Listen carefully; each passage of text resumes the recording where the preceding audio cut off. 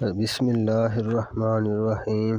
حضرت عبداللہ بن عمر رضی اللہ عنہما سے روایت ہے کہ ایک صاحب نبی کریم صلی اللہ علیہ وسلم کی خدمت میں حاضر ہوئے اور عرض کیا، یا رسول اللہ، میں اپنے خادم کی غلطی کو کتنی مرتبہ معاف کروں؟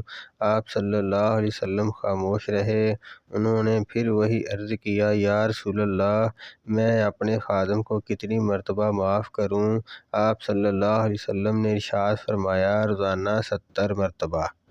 حضرت ابو درداء رضی اللہ عنہ سے روایت ہے کہ میں نے رسول اللہ صلی اللہ علیہ وسلم کو یہ ارشاد فرماتے ہوئے سنا، جس شخص کو بھی کسی کی طرف سے جسمانی تکلیف پہنچے پھر وہ اس کو معاف کر دے تو اللہ تعالیٰ اس کی وجہ سے ایک درجہ بلند فرما دیتے ہیں اور ایک گناہ معاف فرما دیتے ہیں۔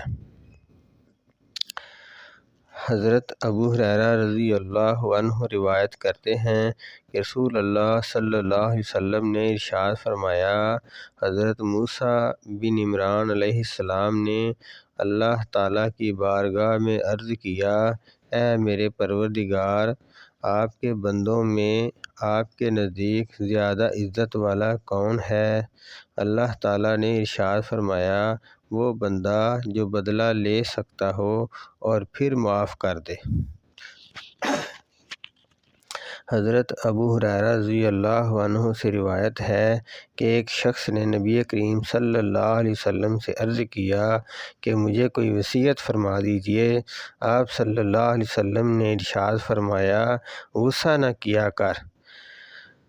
اس شخص نے اپنی وہی درخواست کئی مرتبہ دہرائی۔ آپ صلی اللہ علیہ وسلم نے ہر مرتبہ یہی ارشاد فرمایا، غصہ نہ کیا کرو۔